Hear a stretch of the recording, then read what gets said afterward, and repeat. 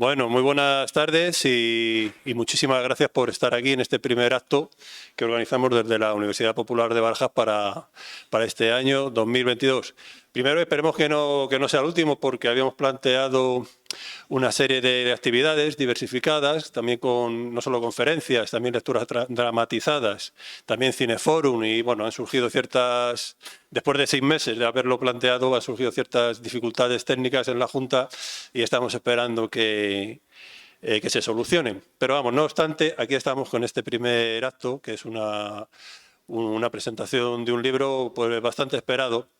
Estamos con Lidia Falcón, que teníamos que haber estado con ella, o tenía que haber estado ella con nosotros en 2019, una conferencia titulada, me parece que era Política y Feminismo y Política, creo que era, sí. Pero, como ya sabéis, en 2020, perdón, pero como ya sabéis, la pandemia pues trastocó no solo los planes de la universidad, sino los planes del mundo entero y tuvimos que suspenderlo. Pero bueno, felizmente Lidia está con nosotros hoy y además presentando un libro que, bueno, yo creo que entronca con esa filosofía de la sospecha, que ya empezara con Marx, con Nietzsche, con Sigmund Freud. Filosofía de la sospecha porque nos hace preguntarnos qué hay detrás de los discursos, qué hay detrás de las instituciones, cuál es el verdadero objeto. Y Lidia, en un libro que ahí tenéis, para después si queréis llevaros a casa, un libro voluminoso, pues ha estado hurgando y rascando en varios de estos discursos e instituciones que hay detrás. ¿Cuál es el verdadero objeto? ¿Cuál es el engaño que hay en la apariencia y cuál es el verdadero ser? Como digo, está Lidia con nosotros, que es, como sabéis, un verdadero referente en el feminismo en España, en el feminismo y en la política, porque al fin y al cabo el feminismo es un movimiento político amplio y social. También está con nosotros Elena Fernández Castela, que muchos la conocéis, es vecina nuestra, es psicóloga, también pertenece al Partido Feminista de España y fue coordinadora de la Mesa de Igualdad, sí, era así, porque teníamos que coordinarnos muchas veces ella y yo para el tema de las fiestas del pregón. Y bueno, también tenemos a José Rayos, Pepe, para los amigos, que es nuestro todoterreno, porque tanto vale para la escultura como para el cine, como para la filosofía, hoy en este caso, es nuestro hombre del Renacimiento y la persona con quien coordino el tema este de la Universidad Popular. Pepe va a ser nuestro maestro de ceremonia, se lo va a presentar más en profundidad a Lidia y Elena y, por supuesto, entraremos a hablar sobre la filosofía del engaño. Muchísimas gracias.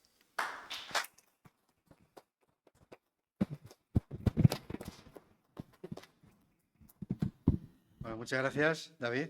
¿Se escucha bien? ¿Se oye bien, no? Buenas tardes. Muchas gracias a todos por vuestra asistencia. Y efectivamente, hoy presentamos un libro al que yo califico, teniendo en cuenta el momento que estamos viviendo, bastante delicado, un libro muy oportuno. La filosofía del engaño, de la editorial El Viejo Topo. Su autora, Lidia Falcón, está aquí con nosotros y también contamos, como ha dicho David, con la presencia de Elena Fernández Castela, vecina nuestra, y entre ella y yo vamos a presentar la filosofía del engaño. Yo hablaré del libro y de su importancia y después pasaré la palabra a Elena, que comentará algunos aspectos del feminismo y todo lo que es relacionado con la mujer que aparece en el texto, ¿no? Y finalmente Lidia nos hablará de su libro, para eso ha venido, y como siempre será...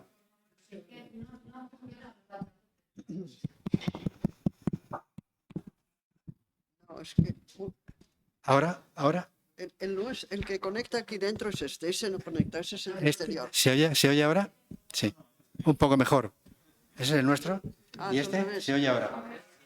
Vale, pues entonces me pongo un poco a este lado. Bueno, finalmente Lidia nos hablará de su libro, para eso ha venido, y como siempre será un placer escucharla. Y terminaremos, como es habitual, con un turno de palabras para las cuestiones que hay que realizar, ¿no? Efectivamente, La filosofía del engaño es, sin duda, un libro oportuno. Ha sido editado durante la persistente pandemia que aún estamos padeciendo, en plena incertidumbre internacional y en plena crisis económica. Y ahora, una guerra en el continente europeo. Por supuesto, desde aquí, no la guerra, nunca la guerra, jamás la guerra, porque todos sabemos que precisamente su primera víctima es la verdad. Y es cierto, y este libro lo corrobora. Lidia, que terminó de escribir el libro en mayo de 2021, nos recuerda en sus páginas que después de la Segunda Guerra Mundial vino Corea, Vietnam, Congo, Chad, Argelia, Palestina, Afganistán, Chechenia, Irak, Libia, Siria, Yemen, etcétera, etcétera. Guerras casi olvidadas. ¿Sabemos la verdad, lo que ocurrió? Bah, realmente no estamos muy seguros. También nos recuerda la existencia del lobby armamentístico, un negocio mundial que necesita la guerra y el conflicto armado. Es decir, necesita de amenazas y conflictos en mayor o menor escala para poder producir grandes beneficios, no solo económicos, sino también políticos. Y por si lo habíamos olvidado, nos avisa de que las armas nucleares están ahí, y hay muchas. Tal vez se plantea en este libro el exceso de información que recibimos a todas horas sea el motivo de que no seamos conscientes del complicado entramado de intereses que nos envuelve, que se está construyendo y se desarrolla a nuestro alrededor, sembrando de mentiras y engaños nuestras vidas. Esto es algo interesante, mucha información, pero no nos enteramos de nada. Por ejemplo, que los pone Lidia, ¿sabemos de verdad cómo funcionan los bancos? Las multinacionales, la bolsa, los negocios opacos, eso que llaman la gran economía. ¿Es la deuda pública el gran negocio de la banca privada? Como dice Lidia en el texto. ¿Sabemos cómo funciona el mercado energético? Lidia, en la página de este libro, nos invita a reflexionar sobre el enorme entramado de ocultaciones, engaños y mentiras que nos envuelve y nos impide acceder a la verdad. Hoy, precisamente, cuando la imagen, como estrategia de control político y cultural, se impone a la palabra. Eso es cierto. Es el tiempo de los hipócritas, dice Lidia, de los que hablan y no paran diciendo que luchan por una sociedad más justa, contribuyendo con su actitud a todo lo contrario. De esto va el libro, prácticamente, de hipocresías y de engaños. Pero la filosofía del engaño, Clara, no es un ensayo sobre economía, sino sobre la ideología que se ha construido a partir del triunfo absoluto del imperialismo y del capital. También sobre sus consecuencias. Por ejemplo, una consecuencia directa es la banalización de la cultura, aquello de las industrias culturales. Es un libro de filosofía política, teórica y práctica, explicada en un lenguaje claro y directo, muy alejado del lenguaje posmoderno y populista, que hoy banaliza todo. Es ese neolenguaje, que habréis oído hablar, que habla de empoderamientos, de activistas, de relatos, que llama emprendedores a los empresarios y gente a los trabajadores. Ese lenguaje que da a entender que ya no existen las clases sociales, que solo hay los de arriba y los de abajo. ¿Os suena? El que califica a los pobres de personas en riesgo de exclusión social y a los parados de colectivos vulnerables o precarios. Todo un movimiento de una neolengua, como decía Orwell en 1984. También el que habla de género, que luego nos explicará Elena. Todo esto no es casual. Lo dice ella. Saben ellos que el lenguaje modifica el pensamiento y por esa vía nos está pasando lo que nos está pasando. Resultan muy interesantes los comentarios de Lidia sobre cómo se articula hoy el discurso político. Por ejemplo, el del bien común, que lo habéis oído por allí, por los ideólogos de las clases dominantes, incluidos a los que se alinean con la izquierda. Esto dice Lidia. Es sorprendente la manera en que se razona sobre este tema. El del bien común, comenta, es un engaño más, igual que el nuevo discurso de la libertad, que habréis oído. Ambos forman parte del cínico lenguaje actual, algo que debería hacernos reflexionar. Entre otras muchas mentiras, Lidia comenta la de la meritocracia. Una palabra. Eso de que cualquiera se puede hacer rico, incluso puede llegar a ser presidente del gobierno, si se lo propone. Algo de aquello del sueño americano, ¿no? Que suena aquello. Y cita al Premio Nobel de Economía de 2001, Stiglitz, cuando dijo que la meritocracia era un engaño. Pues el 90% de los que nacen pobres mueren pobres y el 90% de los que nacen ricos mueren ricos. Luego, entonces, ¿de qué vale hacer méritos para mucha de la gente, no? En la filosofía del engaño, Lidia analiza el pensamiento filosófico contemporáneo, la actualidad política, la económica y la cultura. Y nos habla de cómo funcionan los gobiernos, las elecciones, la justicia. Analiza el discurso actual sobre la democracia. y sobre el futuro de la humanidad también lo analiza. Sus análisis tienen en cuenta las obras, las teorías y las opiniones de relevantes intelectuales, filósofos, sociólogos, economistas, contemporáneos. Entre ellos, cito algunos que ella cita con frecuencia, a Francis Fukuyama, Naomi Klein, autora del libro La doctrina del show, a Nicholas Carr, escribió Superficiales. También a los economistas clásicos como Adam Smith, Keynes y como Friedman, y actuales como Varoufakis y Stiglitz, que acabo de citarlo. Pero además también tiene muy en cuenta las opiniones de relevantes profesores, periodistas, ensayistas y politólogos españoles y extranjeros que publican artículos y ensayos en las páginas de la prensa diaria. Algunos de ellos muy conocidos. Citaré a uno, que es Daniel Innerarity, catedrático de Filosofía Política en la Universidad de Bilbao, que hace apenas 10 días ha editado un libro muy parecido a este, con un tema muy parecido, que es La sociedad del desconocimiento. Nadie se libra de sus oportunas y razonadas críticas, todos los que he citado. Lidia, en la filosofía del engaño, combina perfectamente estas dos fuentes de información. Es decir, por un lado, la prensa y por otro lado, los libros de los grandes estudiosos e intelectuales. Una manera original, pienso yo, de sentir el pulso de la realidad política y económica de España y del mundo, en tiempo real. El libro es una especie de aviso para navegantes. Nos alerta de que estamos inmersos en una profunda tormenta de engaños y mentiras, cada vez más peligrosa y cada vez en más riesgo de hundirnos. Lidia habla claro cuando analiza el feminismo y sus polémicas actuales, la sanidad pública y el gran negocio de la privada, también la educación pública y privada, tanto en España como en Europa, no solamente se limita a España. Cuando habla del gran negocio de la energía, antes citado, de su mercado, del imperio de la banca, de los bancos suizos, de esa internacional de ladrones, de la colosal maraña de lavado de dinero, ocultamiento de capitales, robo, pillaje, corrupción y maquillaje financiero. Ella, a los bancos suizos, los compara con atracadores a mano armada y dice, estos últimos son, en comparación, delincuentes de poca monta. Habla de Europa como una mezcla de esperanza y engaño, de su seguridad y de su defensa, también del populismo, de la monarquía, etcétera, etcétera. Todo muy actual y, como siempre, desde un punto de vista muy crítico, recordándonos aquello de que no es suficiente saber lo que pasa, lo que ocurre, sino por qué ocurre. Un asunto que requiere un esfuerzo. La verdad es revolucionaria, decía Gramsci. Lidia nos lo recuerda en este libro frecuentemente. Y al mismo tiempo nos muestra lo que está ocurriendo delante de nuestras narices y no somos capaces de verlo. Desde luego que no estamos en el mejor de los mundos posibles y ella lo deja muy claro en el libro cuando, de vez en cuando, y por si lo habíamos olvidado, nos recuerda que vivimos inmersos en una sociedad posmoderna.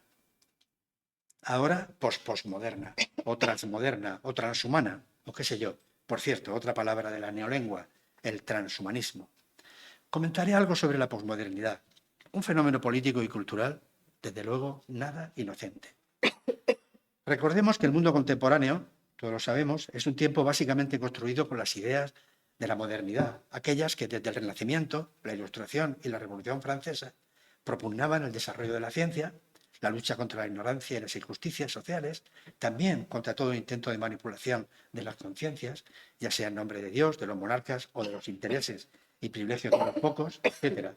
Estas ideas fueron cambiando el mundo desde el siglo XV. El antiguo régimen, la sociedad estamental, con el tiempo desaparecía, poco a poco. Hasta no hace mucho tiempo, el proceso seguía pese a las dificultades, pero desde la segunda mitad del siglo XX, esas ideas dejaron de progresar y empezaron a cambiar las cosas. El filósofo alemán Habermas lo denunció en los años 70 y 80 y dijo que la modernidad estaba desapareciendo al detectar un peligroso retroceso hacia una sociedad antimoderna y reaccionaria, es decir, hacia una nueva época calificada, con toda la intención del mundo, de posmoderna, algo que se ha popularizado. Todavía estamos en ese proceso. Según el teórico marxista Frederick Jameson, es un intento nada disimulado de neutralizar o reblandecer sutilmente la disidencia ideológica, política y cultural. El mercado es quien manda y no hay nada más que hablar. Voy a recordar los años 80 en Madrid. Los iluminados teóricos protagonistas de la famosa movida madrileña, refiriéndose al arte, llegaron a decir que la vanguardia era el mercado.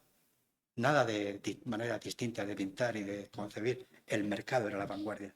Para explicaros un poco hasta qué punto llegaba esto. Lidia nos avisa.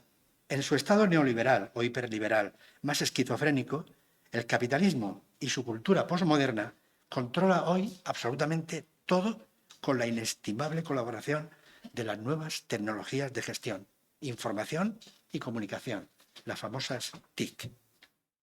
Importantes filósofos, sociólogos y pensadores contemporáneos han colaborado, más o menos conscientemente, en la propagación de lo que podríamos llamar la ideología posmoderna. Entre ellos, Lyotard, Lipovetsky, Gianni Vattimo, con su teoría sobre el pensamiento débil, y un japonés, Byung-Chul Han, que lo conoceréis, y el filósofo esloveno Slavoj Žižek. Todos estos, ahora mismo, hacen estudios muy interesantes sobre la cultura y sobre el tiempo que estamos viviendo, pero no profundizan mucho más, aunque son muy conocidos. También Zygmunt Bauman, que define perfectamente la modernidad, con su metáfora sobre la modernidad líquida, que Lidia dice, sí, líquida, pero de un líquido apestoso. Todos estos autores analizan los grandes acontecimientos del siglo XX y comienzos del XXI. Ellos, en sus obras, intentan explicar lo que pasa y por qué pasa, pero hablan para ellos, para un público selecto. El debate no llega a la calle. Lo que sí llega a la calle son sus efectos culturales, sociales, políticos y económicos. Lidia analiza los acontecimientos con un lenguaje claro, como he dicho antes, y directo. Habla sin rodeos. Por ejemplo, nos habla del tema del fin de la historia. Otro gran engaño. Veamos, muchos de los intelectuales contemporáneos coinciden en que hoy tenemos pocas posibilidades de cambiar las cosas, que es imposible volver atrás y que al parecer hemos llegado al final de la historia. Una brillante idea que trata de encontrar la manera de justificar el nuevo tiempo posmoderno, entre otras cosas, poniendo punto y final a la controversia política, es decir, a las ideologías, a las que considera caducas e innecesarias, también las utopías. Hagamos un poco de historia. Hegel dijo que el final de la historia llegaría cuando la democracia liberal acabara con todas las contradicciones que siembran de conflictos las sociedades. Marx dijo que el final de la historia sería una sociedad comunista. Y Nietzsche dijo que sería un gran desastre, una especie de apocalipsis. Todo terminaría con un gran gemido de la humanidad. Después, otra cosa. Con lo que está pasando, tal vez Nietzsche tenía razón. A los tres les preocupaba lo que consideraban la última etapa de la evolución de la sociedad, cuestión que volvió a ponerse de moda cuando en el verano de 1989, todos lo sabéis, el politólogo neoconservador Fukuyama planteó de nuevo el tema en su ensayo, ¿el fin de la historia? En interrogación. Poco después de publicar su ensayo, se produjo la caída del muro de Berlín y la disolución de la Unión Soviética. La profecía parecía que se cumplía. A partir de ahora, los conflictos ideológicos desaparecerán. Es el triunfo del liberalismo político y económico. El fin de la historia, según Hegel. De momento, nos avisa Fukuyama, solo en el ámbito de las conciencias. Más tarde se instalará en los aspectos materiales y de forma inevitable. Aunque ahora, en artículos recientes, no piensa exactamente igual que en el año 1990. 2 años más tarde, en el 92, se convirtió en un polémico libro, El fin de la historia y el último hombre. El último hombre se refiere al protagonista precisamente de todo esto, ¿no? Y en él rescata a Schopenhauer y su idea de pensamiento único, algo que siempre me ha dado mucho miedo, no sé si a vosotros. Explícita o implícitamente, el tema del fin de la historia y sus intenciones políticas está presente en la filosofía del engaño. Lidia le toma el pulso a la actualidad y se pregunta, ¿hemos alcanzado por fin el nirvana prometido por el neoliberalismo económico? ¿Tenía razón Hegel y el posmoderno politólogo neoliberal Fukuyama? ¿Estamos viviendo el fin de la historia? ¿De verdad el sistema capitalista, actualmente desatado, furioso y ecológicamente insostenible, es el único sistema posible? Rotundamente no. Todo es un gran engaño, dice Lidia. Yo creo que tiene razón. Si analizamos lo que está pasando, puede que estemos más cerca del mundo feliz de Aldous Huxley o de 1984 de Orwell que del paraíso prometido, ese del que habla Fukuyama. En la novela 1984 se dice, entre dos funcionarios, hablan y dice que lo obvio, lo tonto, es decir, lo verdadero, debía ser defendido, que no había que prestar tanta atención a lo que ven los ojos y ven los oídos. ¿Os acordáis de esto? Suena. Y para terminar, quiero citar a Alexis, nada menos, conde de Tocqueville, pensador, jurista, político e historiador francés del siglo XIX, que dijo: una idea falsa, pero clara y precisa, tendrá más poder en el mundo que una idea verdadera y compleja. ¿Cuánto se parece todo esto a lo que está pasando hoy? En la filosofía del engaño, Lidia nos dice que somos tremendamente ingenuos. Yo creo que tiene razón y recomiendo la lectura del libro. Muchísimas gracias.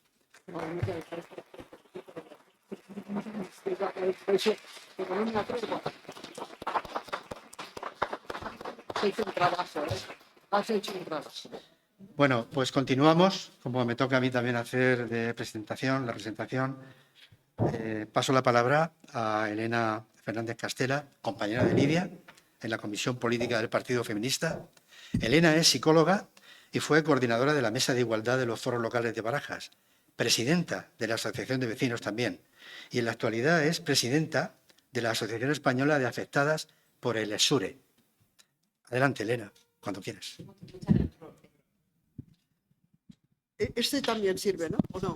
No, para grabar este. Y grabamos. La técnica.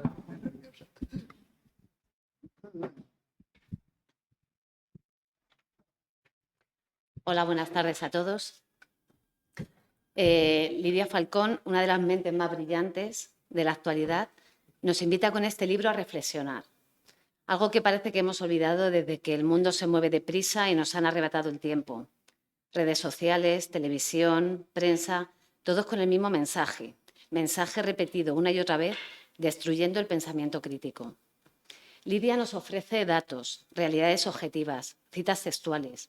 Nos permite que nosotros formemos nuestra opinión, que reflexionemos sobre lo que nos muestra, como haría una buena profesora con sus alumnos. Y por un momento olvidamos el ruido exterior y nos dejamos llevar por la verdad apasionante y apasionada de sus palabras. El libro disecciona magistralmente nuestra sociedad actual y en este análisis no podía faltar la llamada ley trans. La misoginia se reinventa constantemente y el capital y el patriarcado están de enhorabuena. Lidia, en la filosofía del engaño, nos pone al día de lo que está ocurriendo actualmente sobre el infame movimiento queer. El lobby trans ha irrumpido en la sociedad civil a través de los medios de comunicación, en series, películas, entrega de premios, en concursos, cómplice las universidades, los partidos políticos, los colegios profesionales. El próximo paso es asaltar los poderes del Estado, el legislativo, ejecutivo y judicial. ¿En qué consiste esta nueva ley?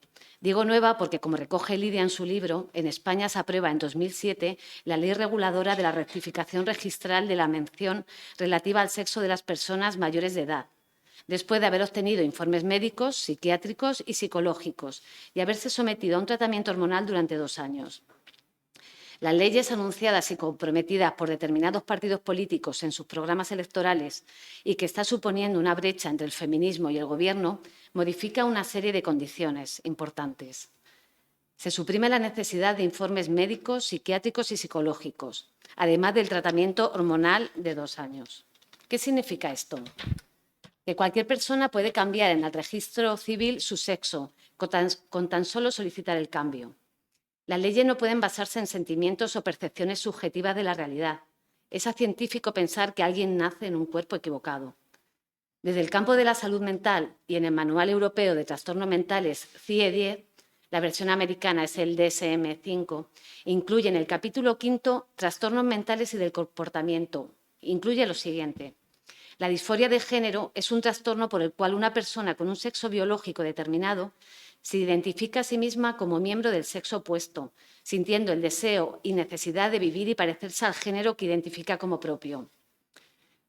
¿Cómo es posible que una persona que sufre un trastorno tipificado, que en muchos casos existe una patología dual, como autismo o depresión, puede autodefinirse del sexo contrario sin ni siquiera una visita al médico. ¿Ustedes ven la contradicción? Si es un trastorno mental y del comportamiento, ¿por qué razón se deberían eliminar los informes médicos, psiquiátricos y psicológicos?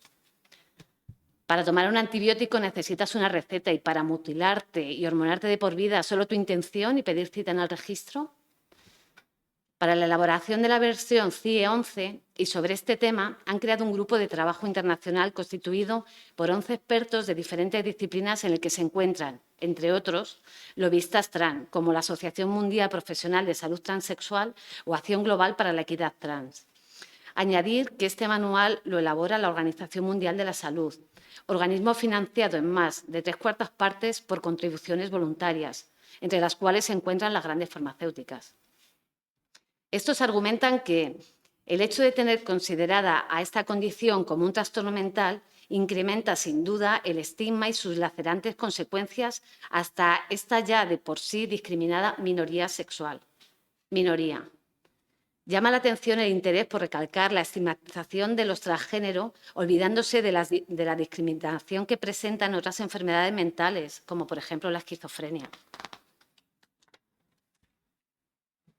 Y aquí comienza la película de terror, porque el cerebro infantil y adolescente no están maduros para comprender las consecuencias de la reasignación de sexo.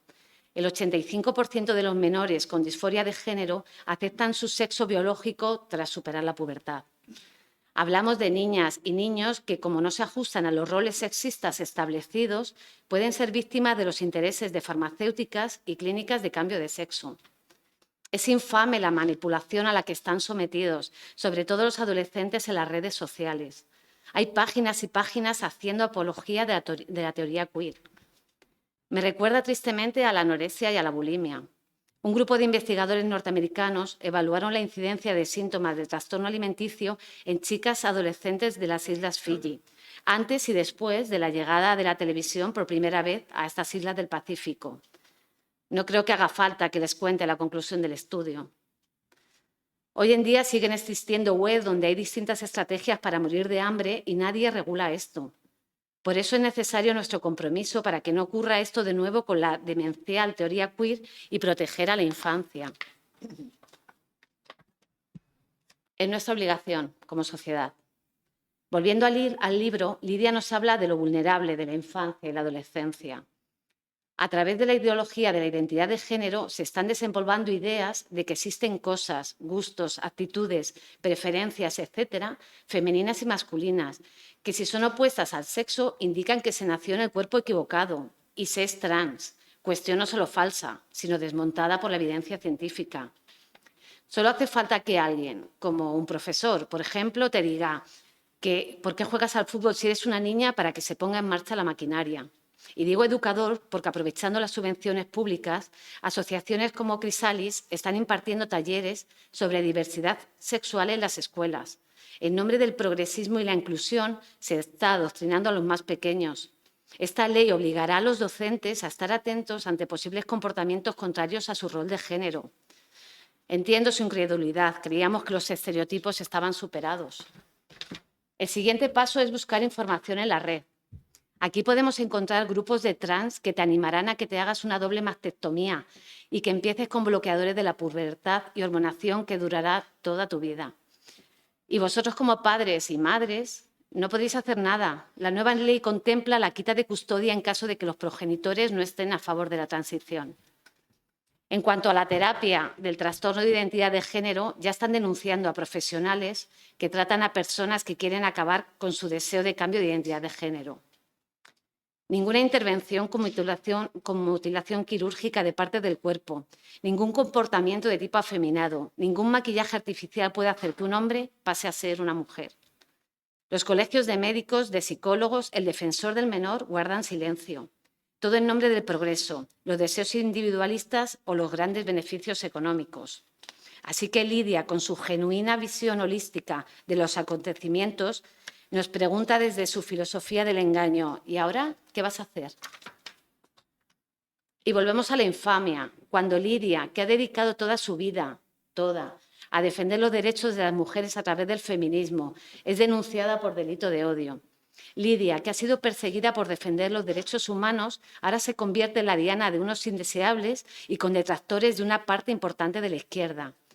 Y se encuentra en esta posición por decir la verdad de una realidad biológica y social. Mujer, persona del sexo femenino que es discriminada, violentada y asesinada por el hecho de ser mujer. ¿Qué supone que el Ministerio de Igualdad del Gobierno más feminista de la historia apruebe esta ley? Quiero aclarar que aquí no se está debatiendo sobre los transexuales, que desgraciadamente y en base a su disforia, su cuerpo les produce tal malestar que se tienen que someter a dolorosas y frustrantes cirugías y a un tratamiento hormonal de por vida. Hablamos del transgénero, de la autodeterminación, en el que un señor con barba que no tiene que pasar ningún examen médico, ni psicológico, ni cirugía, ni hormonas, se autoidentifique mujer y compita en las categorías femeninas, rompiendo lógicamente las marcas y también las ganas de competir a las mujeres. Que un señor acusado de violación se registre como mujer y cumpla la condena en una cárcel de mujeres. Que un señor entre en los vestuarios y baños de mujeres y niñas. Aviso, puede tener barba, pero ante nuestra protesta, si se ha autoidentificado mujer, nos pueden multar con hasta 150.000 euros. Cualquier mención al sexo biológico se considera discurso de odio. Y, por supuesto, comporta un retroceso muy grave en los derechos de las mujeres. Si cualquier hombre puede declararse mujer, las políticas de igualdad dejan de tener sentido. No serán fiables las estadísticas para actuar contra la desigualdad. Se desdibujará la violencia contra las mujeres. El borrado jurídico del sexo material no es compatible con mantener el contenido esencial del derecho a la no discriminación por razón de sexo. También Lidia en su libro se pregunta acertadamente cuál es el siguiente paso de este capitalismo feroz que devora al individuo y nos advierte sobre el transhumanismo, es decir, transformar la condición humana mediante el desarrollo y fabricación de tecnologías que mejoren las capacidades humanas tanto a nivel físico como psicológico. Es el triunfo del deseo individual sobre el bienestar colectivo. El capitalismo contemporáneo ha hecho de la satisfacción de ese deseo su razón de ser y pretende convertir los deseos en derechos. Soy lo que yo quiero. Teniendo dinero, claro. Se trata de la expresión más sofisticada del capitalismo, pues lejos de producir oposición en sus víctimas, genera una completa adhesión. Estos y otros asuntos vitales del momento actual se repasan en el magnífico libro La filosofía del engaño. Termino dando las gracias a Lidia por interpelar a nuestra psique, para remover nuestra conciencia, acomodada a veces, y por contarnos tan inteligentemente lo que ocurre fuera del discurso oficial lleno de falacias. Muchas gracias, Lidia, por ser un faro de luz en esta época tan oscura. Gracias, Elena.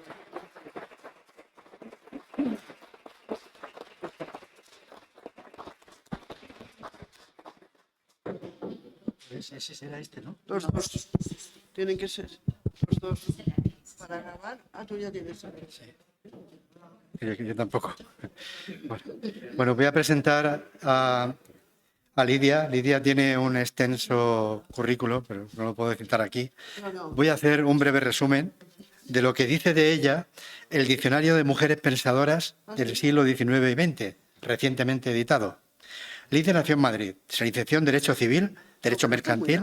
Esto es muy largo. No, espera. Pepe, no. No, es muy poco. No, que lo miren Bueno, en Google. en Derecho Civil, Derecho Mercantil, bueno, se doctoró en la filosofía en la Universidad Autónoma. Di que eres muy amigo mío y que me vas a hacer muchos elogios. Con su tesis Mujer y Poder Político.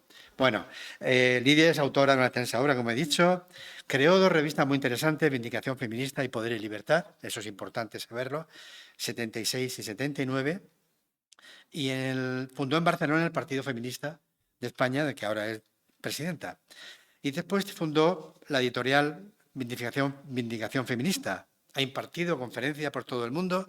Como periodista ha colaborado en muchos periódicos, etcétera, etcétera, en radio, en televisión, y sobre todo ha escrito una extensa obra, ensayos, novelas, teatro y poesía, y ha sido traducida a varios idiomas. Por último, y ya termino, destacar un comentario sobre Lidia que aparece en el Diccionario de Mujeres Pensadoras del siglo XIX y XX.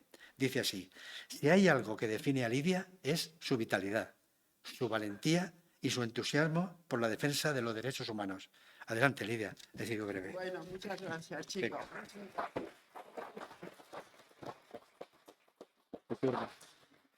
¿Yo por cuál tengo que hablar? ¿No por los tres? ¿Así?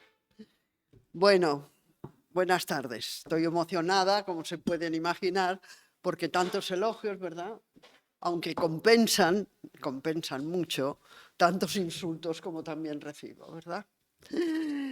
Bueno, yo les voy a contar por qué escribí el libro. No les voy a contar el libro, porque ustedes lo tienen que comprar, claro. Si no, ¿verdad?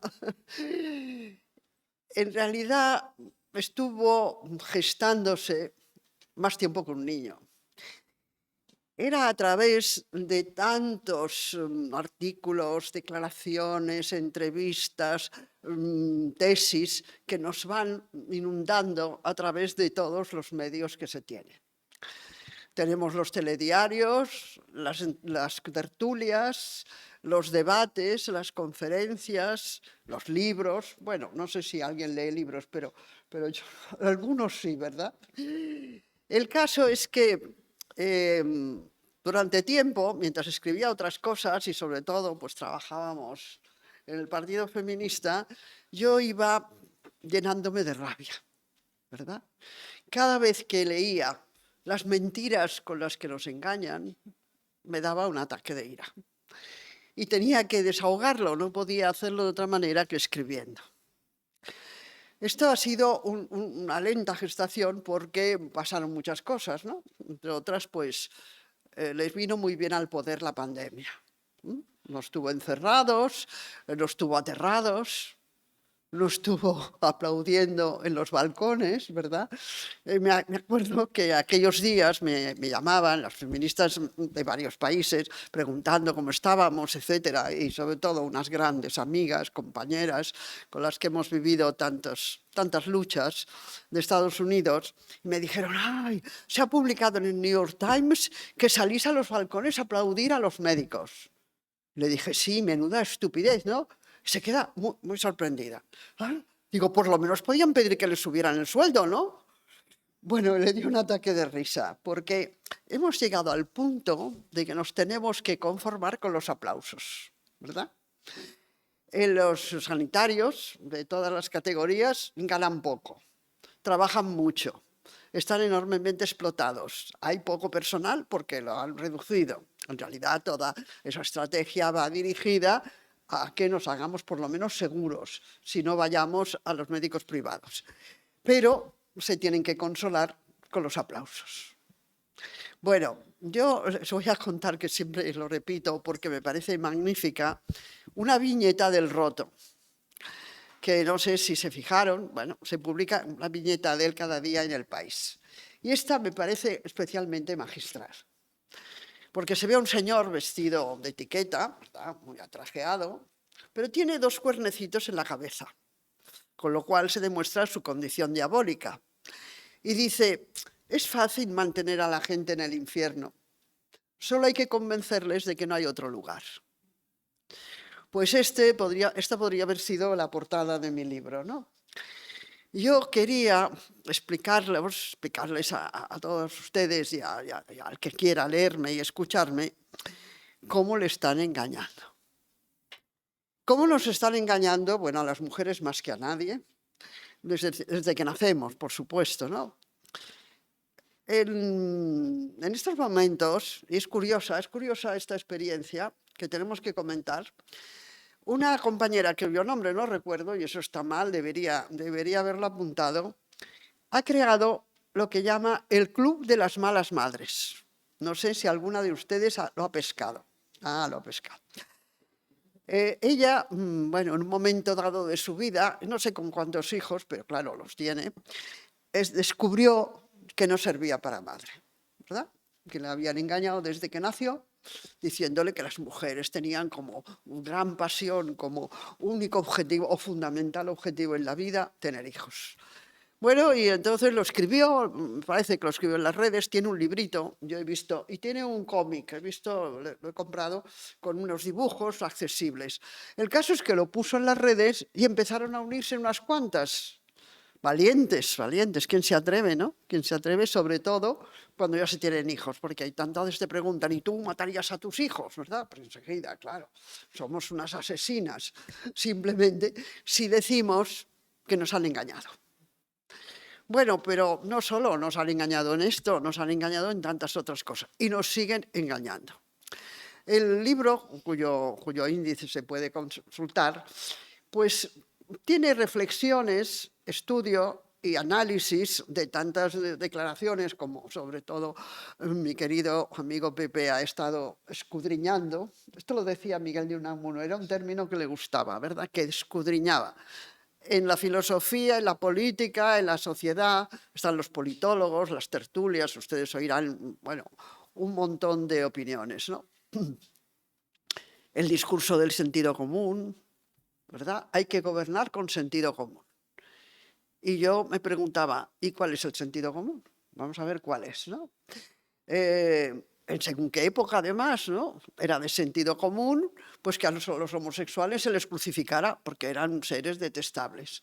Y en aquel momento, la época y en el país, y en algunos países siguen haciendo atrocidades semejantes, pues todo el mundo lo aceptaba. Incluso, esto lo hemos podido ver reproducido en películas y escrito por historiadores, cómo los padres llevaban a sus hijos a una decapitación o a una quema de una persona para enseñarle, para que aprendiera lo que le iba a pasar si se portaba mal. Bueno, el sentido común ha ido cambiando según las épocas, ¿verdad? Hemos pensado que la esclavitud no estaba bien, y la hemos abolido, por lo menos en la letra de la ley. Desgraciadamente sigue practicándose, pero consideramos que está mal. Y hasta estos últimos tiempos, pues también hemos pensado que la pena de muerte era una pena injusta, inmoral y que un país civilizado no debía mantener. Pero ¿se mantendría igual si lo planteáramos hoy? Yo pongo el caso, el terrible caso de la pobre niña Lucy, que asesinó a un degenerado con 7 años, cuyo padre estuvo haciendo una campaña continuada para conseguir lo que llaman ahora la prisión permanente revisable, que es cadena perpetua, que está prohibida en nuestra Constitución. Pero le hemos cambiado el nombre porque el lenguaje es muy importante, ustedes ya lo saben, ¿verdad? Pues ahora somos posmodernos, ya no hablamos de clases, ni de lucha de clases, ni de revolución socialista, ni de feminismo, porque, pues ¿por qué no? Porque esto es anticuado, estos son vejeces, ¿eh? Esto nada. Entonces ahora se llama prisión permanente revisable, que es cadena perpetua. Pero si hiciéramos una encuesta, no querría un referéndum, ¿verdad? Que no nos casquen un referéndum, sobre la pena de muerte, yo no sé cuánta gente diría que sí, que los maten, ¿no? Que los maten, porque al fin y al cabo son muy malos. Yo recuerdo cuando he discutido sobre este tema en tiempos en que estábamos pidiendo la abolición, como me decían, es que son asesinos. Decía, hombre, es que si es una pena de muerte solamente podría ser para los asesinos, solo faltaría que discutiéramos que por robar o por estafar te pudieran matar, ¿no? Es por los asesinos. Estamos hablando de asesinos, bueno, supongamos perturbados o malvados.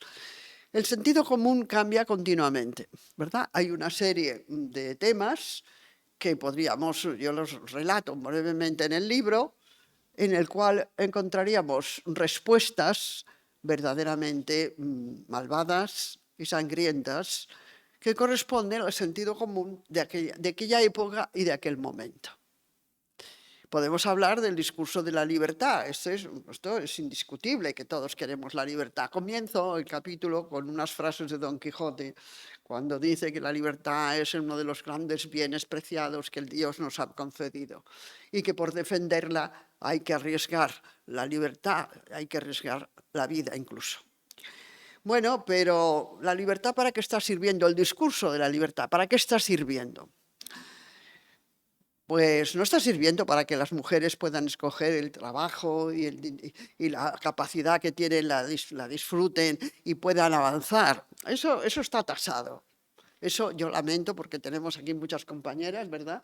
Y siento desilusionarlas. Eso está tasado, está cuantificado, está organizado desde que se miran los cupos de población, ¿verdad? Porque las mujeres lo primero que tenemos que hacer es tener niños, porque si no tenemos niños, pues no hay especie, ¿verdad?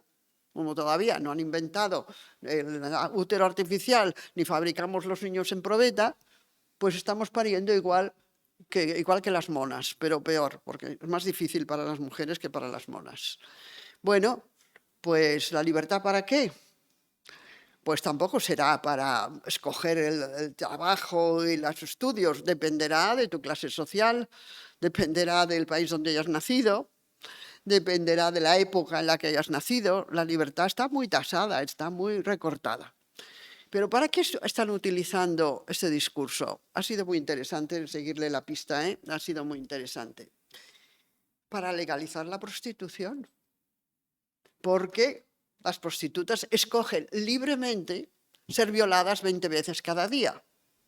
Porque al fin y al cabo, pues es su cuerpo y disponen de él y cobran, y es mejor eso que fregar escaleras. Fíjense que siempre que se comparan profesiones, pues resulta que lo de fregar escaleras es lo peor que puede haber y por tanto, pues ser prostituta pues te libera, supongo que además incluso sexualmente. Estamos hablando de vientres de alquiler, este término que, bueno, lo hemos adjudicado, no sé si tendríamos que cambiarlo, porque claro, no se alquila el vientre, se alquila a toda la mujer. Todas las que estamos aquí, o muchas de las que estamos aquí, debemos ser madres, sabemos lo que supone tener un hijo, ¿no? Bueno, no su hijo. A estas pobres alquiladas, ese hijo no es suyo, es un encargo, ¿verdad? Como si en vez de ser un niño, pues fabricara zapatos. Y entonces, pues cuando cumple el tiempo del encargo, pues entrega el producto y no sé si cobra algo, o lo debe cobrar según qué países el padre o el tutor o el chulo que la domina, ¿no?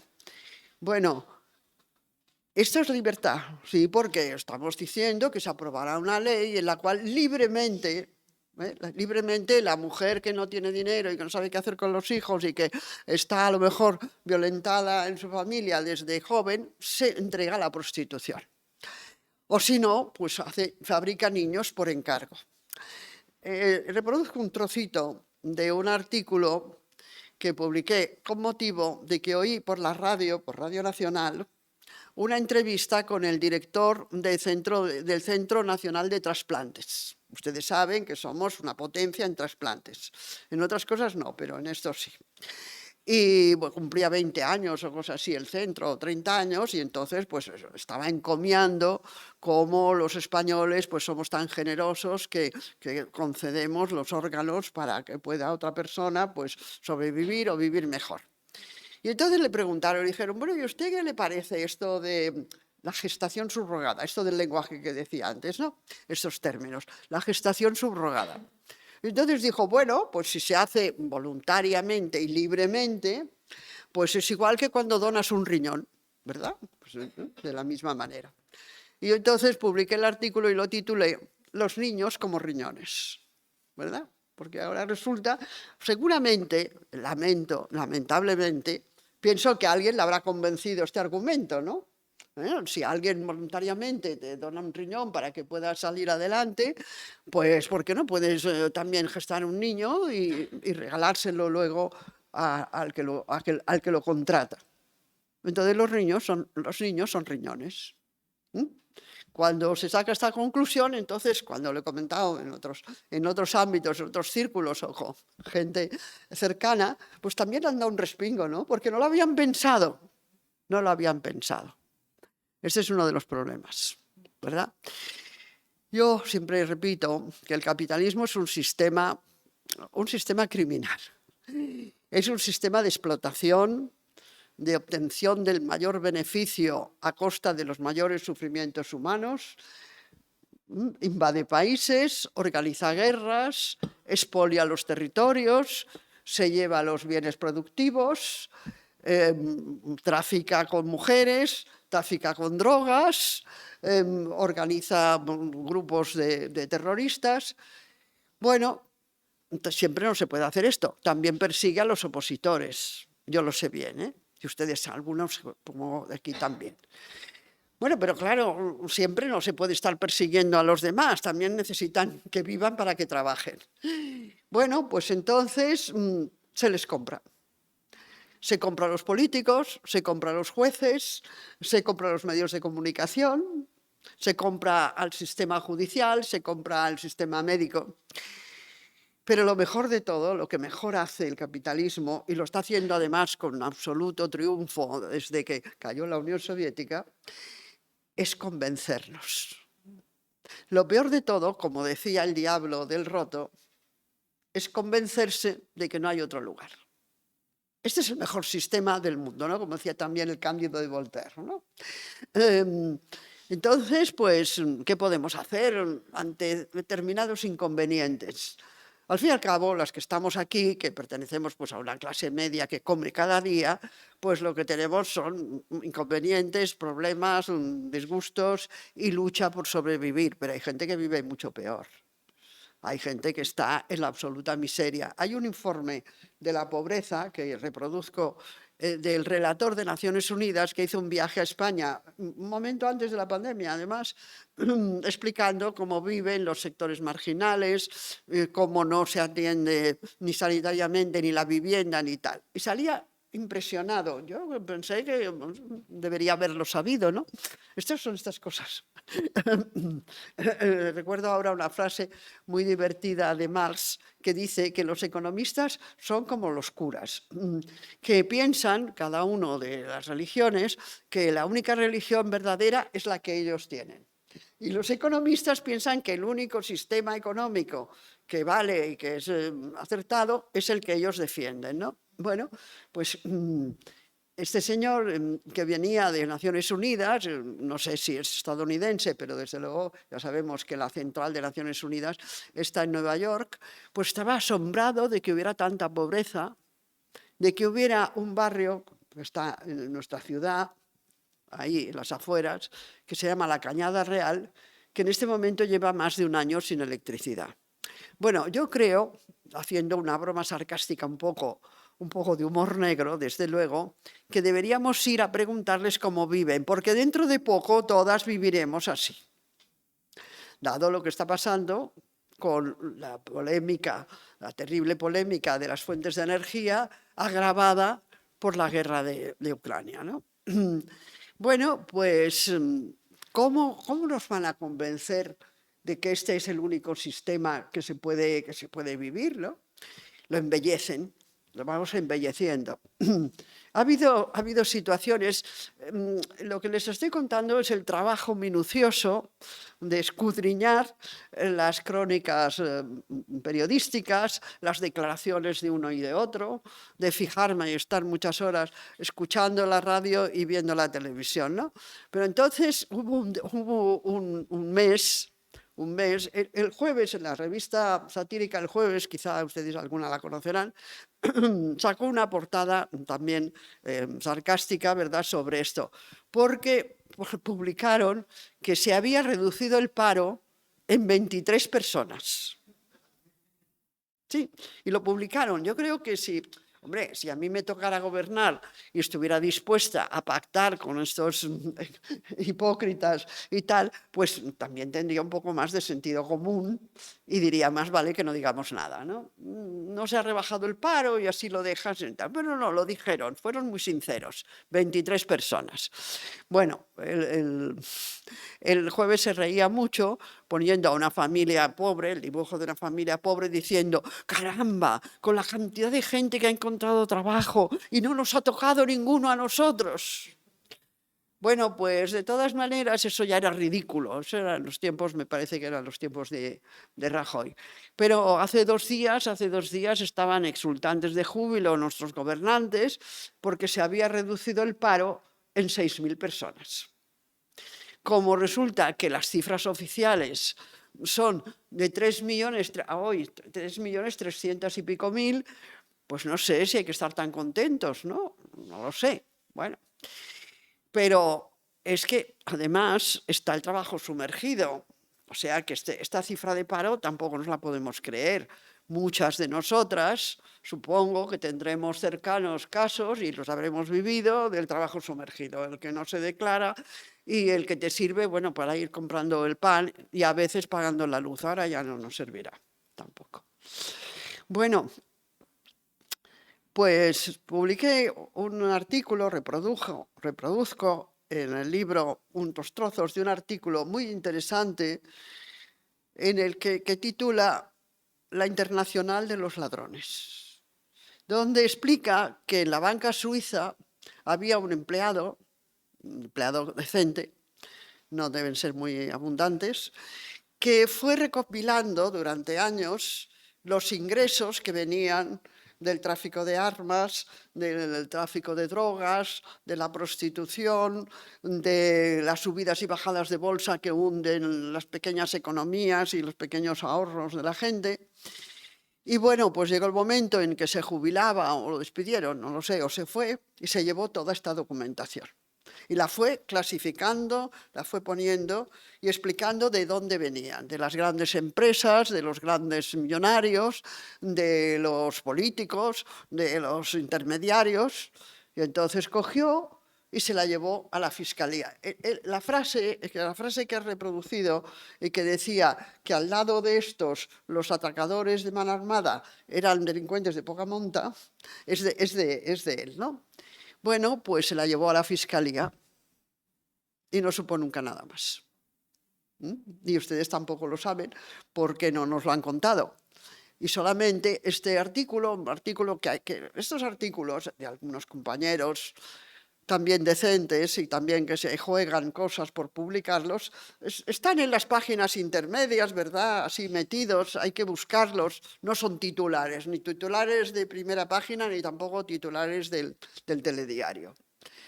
Bueno, cuando estos datos se van conociendo, pensamos, yo por lo menos pienso, ¿cómo es posible que no hayamos hecho todavía la revolución, no? ¿Cómo es posible? Bueno, pues repito, porque se embellece. Ahora hay una táctica, es una táctica, pero que se convierte en un camino que deben seguir los jóvenes y las jóvenes, que es el del emprendimiento. Ustedes han oído esta palabra, ¿no? Ahora ya no hay empresarios, porque la palabra empresario quedaba mal, porque claro, muchos empresarios, no los pequeños, no los que tienen negocios de barrio, que al mismo tiempo los han arruinado últimamente, pero a las grandes empresas, pues claro, se les ha criticado mucho por todo, entre otras cosas, porque están evadiendo impuestos continuamente. Entonces, la palabra esa no es. Tampoco son ni aventureros, ni navegantes, ni estos que han creado el mundo en realidad. Ahora somos emprendedores. Y entonces saqué las cifras de la cantidad de emprendedores que se matriculan cada año. En este momento no me acuerdo la cifra exacta, pero pongamos pues, unas cantidades enormes. Puede ser que 1,5 millones de muchachos y muchachas, cuando terminan la carrera y no tienen dónde ir, pues montan un algo. Este algo es un ordenador. Ustedes no harán nada sin un ordenador. Que no piense mi querida Elena que su mucha sabiduría de psicología le sirve si no la plasma en un ordenador y no la repite por ahí. Pero bueno, pueden hacer otras cosas, como por ejemplo el señor que explicaba, y me lo explicaba, porque este es un hecho personal, que yo estuve hablando con él, que sus hijos habían tenido una gran idea y habían llevado adelante pues una serie de, estaban buscando salidas y se habían instalado haciendo tatuajes. Esta es una, parece ser que, no sé si ahora seguirá a la moda y tendrá la gente dinero para eso, pero entonces pues se había dado un poco de dinero, ¿no? Hay otro, este no lo he reproducido, pero me va muy bien encontrarme aquí con ustedes. Muchísimas gracias por estar aquí. Porque además pues me consuelan, ¿no? Me consuelan de tantas desdichas como conozco. Porque hablando con otros camaradas que estaban trabajando, que son informáticos, estos señores lo saben todo, porque están en todas partes, porque como sin una pantalla y sin un micrófono no puedes hacer nada, pues están en todas partes. Entonces, ustedes también saben que ahora hay unos edificios, unos locales que se comparten, que es el crowdworking, ¿verdad? Sí, alguien lo dirá mejor que yo. Crowdworking. Bueno, Pues entonces, para que funcione aquello, porque se alquilan trocitos del local, incluso en un local como este, pues habría varios despachos, a veces ni siquiera se separan, simplemente son mesas y lo que se necesite allí, ¿no? Y entonces, que era informático y que conectaba a todos estos, me contó que uno de los inventos que tenía una señora, yo lo que pasa es que no puedo seguirle la pista a todo, porque me gustaría saber qué hace ahora, ¿no? Porque entonces lo que hacía, hombre, es curioso, es original, es que ofrecía sus servicios para que las señoras supieran combinar su ropa. Esto al principio yo no entendía cómo se podía hacer. Entonces me explicaron que si tú contratas este servicio, esta señora va a tu casa. Entonces mira la ropa que tienes, hace fotos de ella, ¿no? Pieza por pieza. Entonces luego se lleva estas fotos a su trabajo y entonces está muchas horas combinando las blusas que tienes con el jersey, con la chaqueta, los pantalones, la falda, los zapatos. Hace diversos... No me lo invento, ¿eh? Yo no tengo tanta imaginación, ¿eh? Yo creo que esta señora deberíamos premiarla, porque sí, realmente. Entonces, hace composiciones, o sea, pone la blusa y la chaqueta adecuadas, y el pantalón o la falda que tal, y los zapatos, y tal, y combina, ¿no? Entonces, cuando ya lo tiene esto pensado, pues llama a la cliente y le da el producto de su trabajo. Lo que yo no sé es si realmente ha podido vivir de esto, ha podido tirar adelante del negocio, no lo sé. Esto de seguirle la pista a cada caso que conozco, pues no puedo, ¿verdad? Deberíamos hacer un gabinete de estudios, yo hace tiempo que lo digo, siguiendo cosas como esta, ¿no? Bueno, esto está entre las cosas más ridículas del emprendimiento, porque claro, nuestro país no tiene casi sistemas de producción. Nuestra entrada en la Unión Europea, de la que hablo un ratito, fue la condición para poder pertenecer al club más selecto del mundo, que es la Unión Europea. Primero fue el mercado común, luego la Unión Europea. Somos el socio pobre de un club de ricos, ¿no? Y además que llevaban tiempo organizándose y montando el tinglado.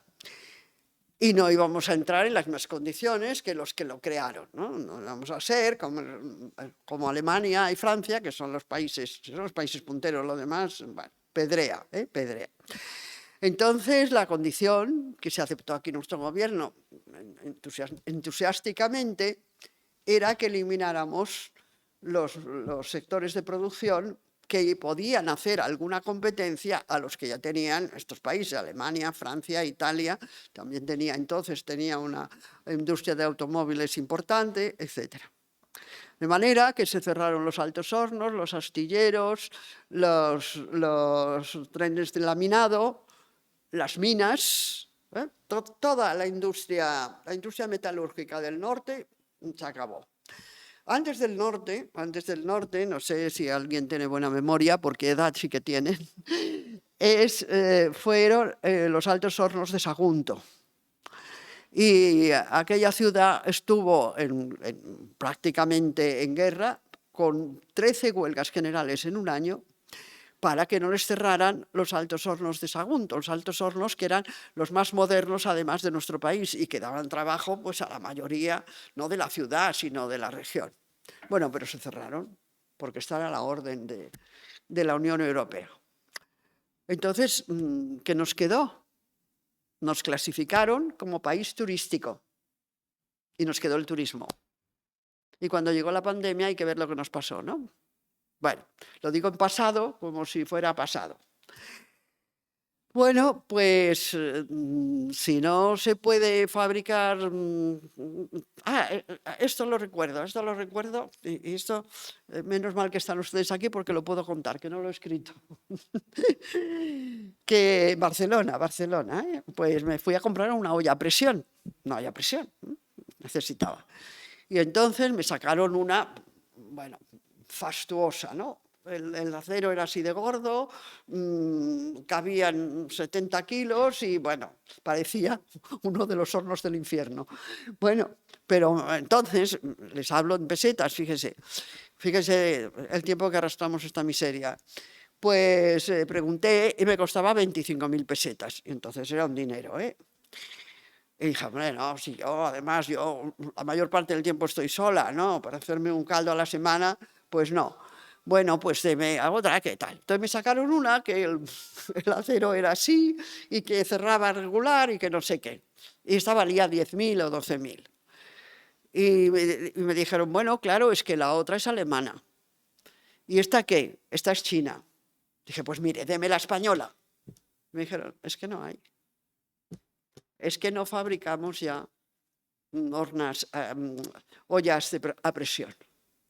Es que cuando mi marido, mi filósofo Carlos París, tuvo una fractura en la espalda, hubo que ponerle un corsé.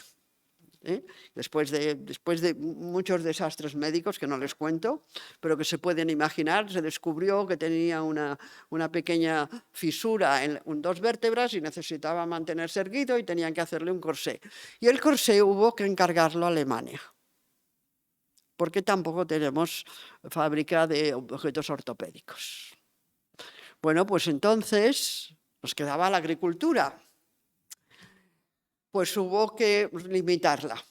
Los andaluces recuerdan bien cómo fue en un helicóptero un inspector de la Unión Europea a ver los olivos de Andalucía. Y cómo, viendo todo aquel mar de olivos, aquel océano precioso de olivos, ¿verdad? Desde Jaén, ¿eh? hasta Huelva y hasta Sevilla y Córdoba y Granada, ¿verdad? Pues dijo, oye, son demasiados árboles, pero ¿cómo tienen siempre los mismos árboles? Esto es demasiado. Bueno, hubo que hacer huelga y enfrentarse al gobierno de turno, y no me acuerdo quién era, al final casi me da lo mismo, porque estaban dispuestos a seguir las instrucciones de la Unión Europea y arrancar los olivos. Somos el primer país productor de olivas del mundo, que tampoco lo sabemos comercializar porque lo vendemos a veces el aceite, a veces cada año, el aceite virgen, el aceite tal, y entonces Italia, Grecia, Portugal y no sé qué lo envasan y le ponen la marca del país que lo envasa. Bueno, pero esto, ¿verdad?, que con este detalle no se lo cuentan en la televisión ni se lo cuentan en tal. Por el contrario, les inducen a los jóvenes que salen con 1 o 2 carreras y no sé cuántos másters y tal, a ser emprendedores. Y entonces, pues, ¿qué es lo que pueden hacer, no? Que pueden, además, en ciudades, en las ciudades, pues, puedes hacer huertos urbanos, que también lo han montado. Puedes hacer lo de que esta señora que ofrecía sus servicios para combinar la ropa, puedes hacer tatuajes. Nos toman el pelo, nos engañan. Yo lo que he querido, cuando se aburran me lo dicen, y me callo, porque me parece que me estoy enrollando, como se dice, ¿no? Lo que pretenden, como dice el Roto, es que estemos convencidas de que no hay otro lugar. Nos lo pueden embellecer. Bueno, ahora nos han pagado los ERTES durante 1 año y medio, se van a acabar dentro de nada, no sé cuánta gente queda todavía sin empleo ni posibilidad de encontrarlo, y no se sabe, ¿verdad? Todavía yo no soy adivina cuáles son los planes que tiene Europa, porque cuando se ha planteado que hay que regular el precio de la luz, pues han dicho que le pedirán permiso a Europa. Pero no pueden regularlo porque la producción de cualquier cosa es libre. Y volvemos al discurso de la libertad, ¿verdad? Y entonces nadie te puede decir al precio que tú vendes tus productos. Y una de las cosas que se hizo ya en la democracia fue privatizar las eléctricas, que eran la joya de la corona. Y así, pues, los grandes consorcios de energía del mundo se hicieron con la producción de energía que tenemos. Y ahora tendremos un verdadero desastre con el gas, con el petróleo nunca hemos tenido, claro, y con la electricidad, y no sabemos cómo saldremos de él. Pero ustedes, si alguna vez, bueno, no sé si iba a decir tienen la mala ocurrencia, el mal gusto de escuchar los discursos del presidente, hoy nos estaba dando uno a las 3 de la tarde, pues quizás salgan convencidas de que trabajan lo mejor posible, hacen todo lo que avanza y que además estaremos en el mejor de los mundos posibles gracias a su esfuerzo, ¿no? Yo, cuando la pandemia, que no sé si recuerdan ustedes que en la pandemia nos obsequiaba el señor Sánchez cada día con un sermón, ¿verdad? Aparte de aplaudir a los sanitarios, pues además debíamos ver, no que era un castigo divino, porque a tanto no se atrevió, pero que bueno, nos había caído encima, que hacíamos todo lo posible por evitarlo y que gracias a las mascarillas y luego a las vacunas, pues saldríamos del enredo. Y le publiqué un artículo diciendo: no más sermones, señor Sánchez, ¿no? Porque la verdad es que nos pueden explotar, nos pueden ningunear, nos pueden perseguir, que lo que es bastante peor, ¿no?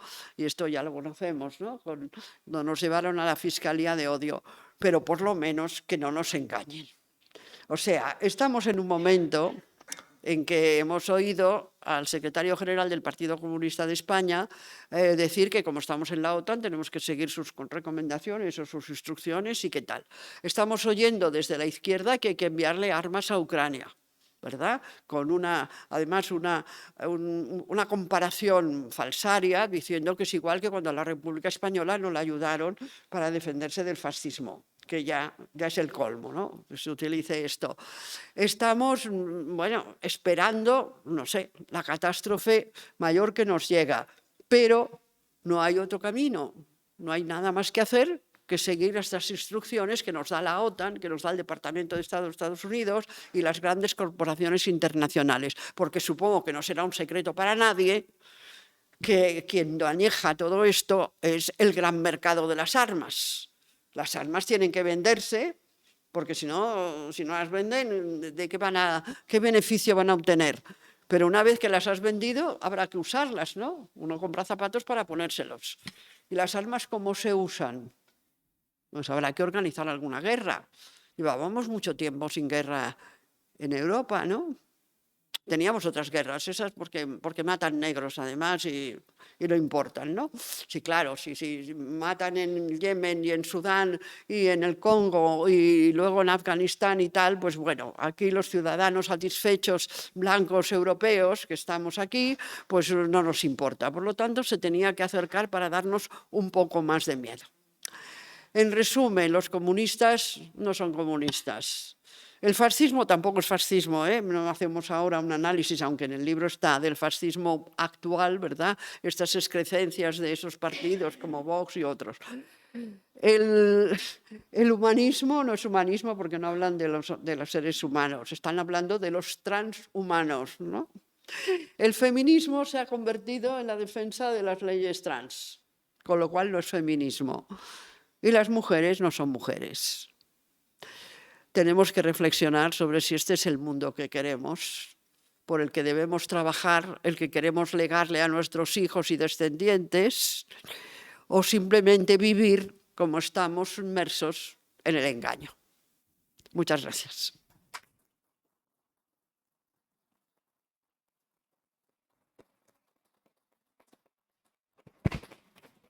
No sé si me he extendido mucho. Bueno, no sé si me he extendido mucho, que me disculpen.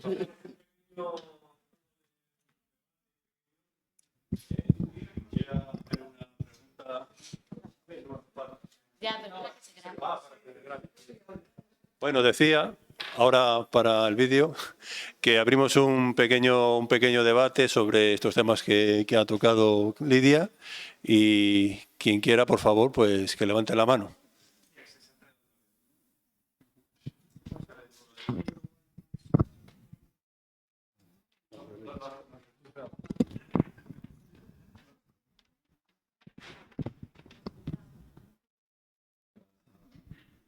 No sé si alguien ha levantado la mano mientras yo estaba aquí liado con los cables. Yo no sé si... No. Ven, por favor, es que estamos grabando el vídeo. Yo le pediría a Lidia una valoración sobre las manifestaciones del 8M y la manifestación abolicionista. Bueno, seguro que tiene relación, pero como veas.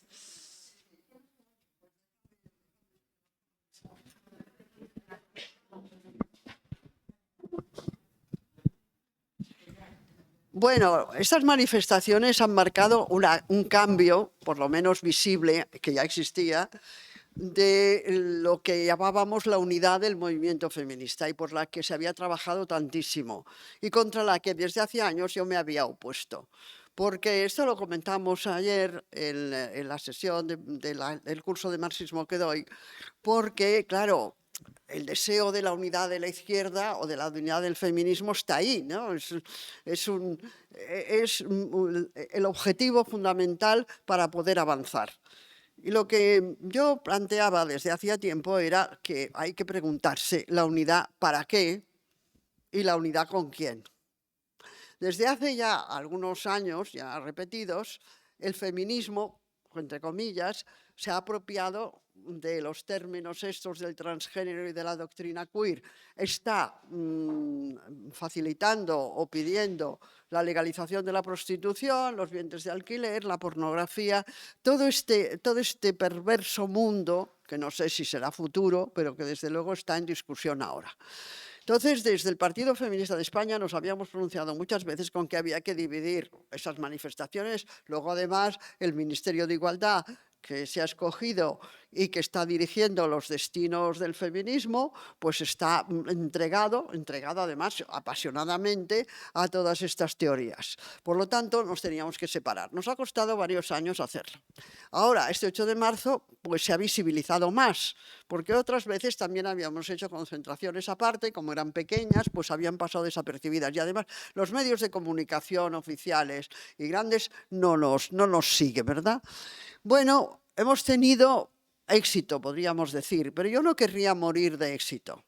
Hay que ver si esto fructifica y si continúa. Si realmente podemos hacer que el feminismo de verdad, aquel que defiende la igualdad de todos los seres humanos y el avance de las mujeres y sabe que en la especie humana solo hay hombres y mujeres y que no se puede llevar a las mujeres a la prostitución, que es una esclavitud, y que hay que prohibir los vientres de alquiler, etcétera, y por supuesto que no se aprueben las leyes trans, este feminismo consigue ser dominante. Este es el que tiene que marcar el camino de las luchas que además, desde hace mucho tiempo, estamos llevando adelante, ¿verdad? Bueno, esto estará por ver. De momento hemos conseguido eclosionar, ¿no? En la discusión esta que teníamos interna en el movimiento feminista, incluso pues, algo hostil y avinagrada entre los sectores que defendían la postura oficialista y nosotras, estaba olvidada por la gran mayoría y ocultada. Ahora ha eclosionado, ahora se ha hecho visible, ahora se trata de que decidamos qué camino tenemos que seguir.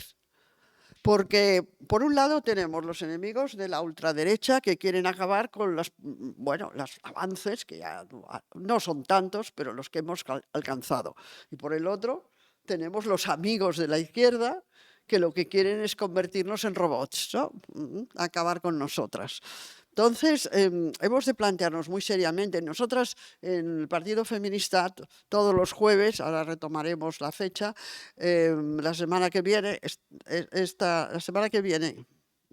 la otra, todos los jueves a las 7 de la tarde tenemos el curso, hemos puesto feminismo, marxismo, política, y hablamos de todos estos temas y los analizamos. Porque el feminismo se ha instalado en el movimiento asociacionista, que sabemos hasta dónde llega, ¿no? ¿Qué es lo que podemos hacer? Podemos manifestarnos en la calle ritualmente en unas determinadas fechas, tenemos reuniones, bueno, afortunadamente, claro, en los tiempos del franquismo nos metían en la cárcel por ello, ahora pues ya tenemos la libertad y nos reunimos y hablamos y publicamos algunos artículos normalmente en la prensa digital porque los grandes periódicos no nos publican. Y desde luego las entrevistas en televisión de este 8 de marzo se las hicieron a la ministra y al institucionalismo. Bueno, pero con esto nos vamos a quedar. Llevamos 40 años haciendo esto. hemos alcanzado unos avances, ¿verdad? Además veníamos del túnel de la dictadura, de modo que alcanzar simplemente que las mujeres pudieran firmar una cuenta bancaria, pues ya se podría, ya era bueno, ¿no?, decirlo para el año 76, 77. Bueno, pero claro, hemos alcanzado todo, no hemos hablado solo de feminismo, hemos hablado del libro que tiene tantos temas, pero el día que queráis yo vuelvo y hacemos un repaso de la agenda que nos queda por cumplir y que la conocemos, ¿verdad?, desde la brecha salarial a la violencia continuada. ¿Y dónde se ve el camino de avance? ¿Dónde están realmente las medidas? La señora Montero el otro día salió presumiendo de que las leyes mejores feministas las va a aprobar este gobierno y que consisten en todos estos temas que hemos mencionado, ¿no? Bueno, pero ¿dónde está la posibilidad además de llegar a cargos directivos? Yo lo que tengo que hacer, a ver si me ayudas, Elena, es sacar fotos que encuentro en la prensa y en varios medios y traerlas. Las tengo que tener dobladas en el bolso y ir exhibiéndolas. Porque cuando sale el encuentro de los grupos empresariales, por ejemplo, el IBEX 35, ¿no?, en España. Miren ustedes, fíjense, que a veces supongo que pasan distraídamente, fíjense en los grupos empresariales por quienes están representados. Y hay 60 o 70 hombres y tenemos a la señora Botín. Pero es que salió la foto de los dirigentes políticos de Europa. Estaban los presidentes y el ministro de Economía, algo así, también 50 o 60 personas, de los que únicamente 2 eran mujeres. Una, la presidenta de la Comisión Europea, que además es esta pánfila que se deja que la sienten en un sofá y no le hacen caso, ¿no? Y otra que creo que es la presidenta de Estonia o uno de estos países. Entonces, el avance se ha detenido. Desde hace 10 años no se ha aprobado ninguna ley que nos favorezca. Y las que parecía que nos favorecían, como la ley de violencia de género, ni se cumple ni además sirve para la prevención y la protección de las mujeres. Entonces yo, el llamamiento que hago aquí es: o tenemos poder político y podemos influir en el legislativo, en el ejecutivo y el judicial, del que también podría dar otra conferencia, o estaremos metidas en esta dinámica continua que parece el día de la marmota, ¿no? Porque yo muchas veces, el 25 de noviembre, cuando me han invitado grupos feministas, incluso instituciones, algún ayuntamiento, para hablar de la violencia contra la mujer, he dicho, bueno, es que cada año nos reunimos para contar las asesinadas. Claro, ¿y qué más? ¿Qué más proyecto tenemos? ¿Qué más creemos que nos va a pasar cuando tenemos 1 millón más de mujeres en paro que hombres? ¿Qué pasa con la brecha salarial, esa entelequia, porque ahora se llama así y nadie debe saber lo que significa? ¿Qué significa? Que las mujeres les pagan del 25 al 30% menos por el mismo puesto de trabajo. ¿Qué es lo que queremos? ¿Qué es lo que queremos hacer? ¿Queremos seguir reuniéndonos, hablando, contándonos nuestros males? A veces ya se lo he dicho incluso a otras compañeras, ¿no? Oye, no nos reunamos aquí para contar las desgracias que nos suceden, que ya las sabemos. Vamos a ver si hacemos un plan, ¿verdad? Tenemos un plan para alcanzar el poder, porque sin el poder a las barricadas no vamos a ir, ¿verdad? No vamos a hacerlo. Entonces tendremos que tener un instrumento legal, un instrumento político, en nuestro caso es el Partido Feminista, que compita para ir alcanzando cotas de poder. Porque de verdad, que si no seguimos ese camino, estas conversaciones, estos encuentros, seguirán teniéndolos nosotras y nuestras hijas y nuestras nietas. Y se terminará el siglo con las mujeres con una pancarta en la calle reclamando sus derechos. Yo, la valoración, que es lo que me pedías, del 8 de marzo, podía decir que es agridulce, ¿verdad? Dulce en el sentido de que hemos conseguido visibilizar las demandas feministas como tienen que ser y que no nos confundan, a ver si lo conseguimos, y agri porque es que no sé si esto va a continuar. La manifestación es imprescindible. El 8 de marzo es una fecha sacramental para el feminismo por los sucesos terribles que ocurrieron en Nueva York en 1909, en que 120 mujeres fueron asesinadas cuando se encerraron en la fábrica Cotton de Nueva York y el empresario quemó la fábrica y las abrazó dentro. Ese es el motivo de la celebración, que yo creo que mucha gente no lo sabe. Y por lo tanto tenemos que celebrarlo, conmemorarlo mejor. Pero luego tenemos que seguir trabajando día por día por ir avanzando, porque si no, es que nuestras quejas y nuestros relatos y nuestros manifiestos van a seguir siendo los mismos. Los historiadores dentro de un siglo compararán lo que escribíamos en el 21 con lo que escribíamos en el 20. Bueno, esto es lo que yo quería contarte, y gracias a todas por escucharme. Muchas gracias. Bueno, todavía hay alguna... Uy, qué aguantadoras son ustedes, ¿eh? Sí, ¿alguien quiere algún comentario breve? Lo haré breve. Me comprometo. ¿Eh? Bueno, pues si ustedes tienen mucho que pensar y poco que hablar, pues lo podemos cerrar aquí. Y ahora espero que compren el libro, ¿vale? Y yo les lo dedico a quien lo desee. Muchísimas gracias. Ha sido una tarde muy agradable.